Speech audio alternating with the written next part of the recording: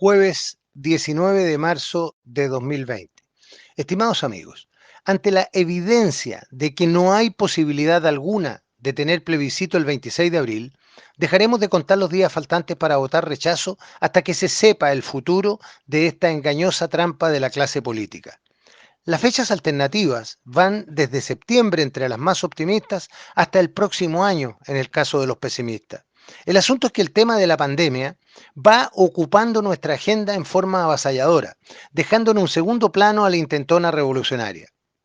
Habiendo sido la razón para este audio el seguimiento de los pasos de la subversión, a partir de hoy se espaciarán los comentarios de acuerdo al acontecer o llevándolos a un resumen semanal según sea el caso. Al tratarse la pandemia de un tema no vinculado a la ideología, es posible que podamos informarnos de su evolución a través de una prensa menos sesgada que la que hemos tenido que soportar durante estos 5 meses de conflicto. Con la reciente declaración del estado de catástrofe, el gobierno intenta asumir el control de la situación mientras los políticos de todas las tendencias se resisten a perder la posición de poder que habían ganado desde el estallido revolucionario.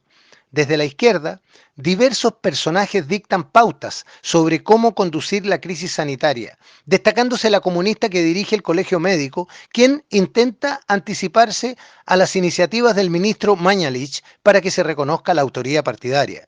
Sea como sea, no pueden dejar espacio para que el gobierno recupere la libertad de acción perdida en estos meses. Por la democracia cristiana y encabezando el ranking, una senadora de la misma tendencia izquierdista que su hermana periodista critica todo lo obrado, robando cámara en forma obsesiva. Tal vez vea en ello un pasito más hacia su ambicionada candidatura a la presidencia en el 2021.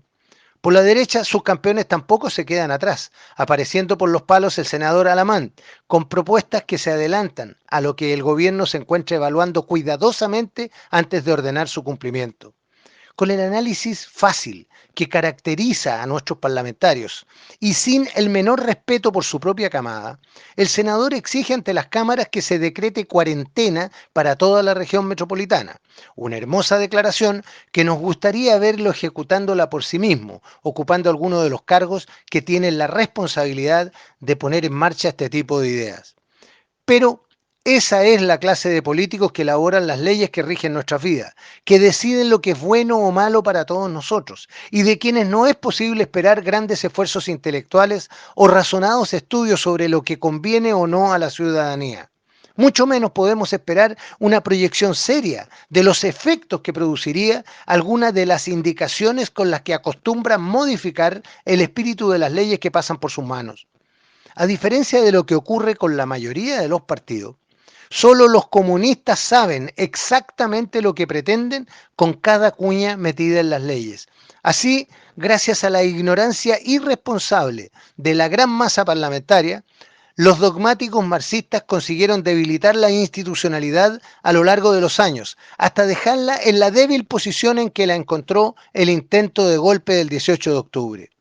Como en un trabajo de hormigas, fueron explotando la debilidad conceptual de quienes compartían con ellos los honorables curules del Congreso, actuando sutilmente, cubiertos con piel de oveja, hasta que el éxito alcanzado y su clásica soberbia comenzaron a dejar a la vista sus verdaderas intenciones.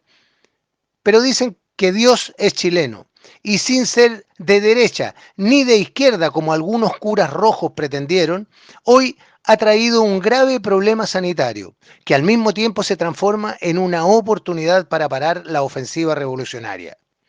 Es ahora el momento de aprovechar la pausa que nos llega para reorganizar fuerzas y prepararse para lo que vendrá cuando la insurgencia retome la ofensiva.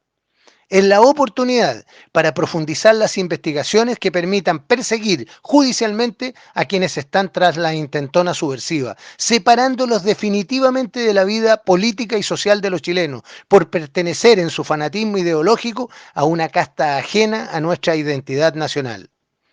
Dejando de lado la inmundicia política, Vemos en torno a la pandemia que nos afecta algunas señales de cordura empresarial que merecen ser difundidas como ejemplo. Una gran cantidad de empresas han adoptado urgentes medidas para el funcionamiento de sus centros de producción, privilegiando la protección de su gente mediante la aplicación de protocolos higiénicos obligatorios, la cancelación de viajes al extranjero y entre regiones y la búsqueda de formas de trabajo a distancia para sus empleados de mayor riesgo, ya sea por edad o condición médica. Trabajadores que desarrollan tareas no esenciales han sido autorizados para hacerlo remotamente.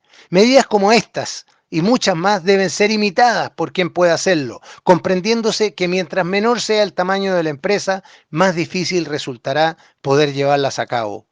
En medio de todos los afanes por enfrentar en la mejor forma la contingencia sanitaria, cabe pedir a quienes escuchan este audio que por favor tomen en serio la gravedad de la crisis, dando cumplimiento a las medidas que las autoridades y la experiencia de otros países como Italia nos hacen llegar a través de las redes sociales.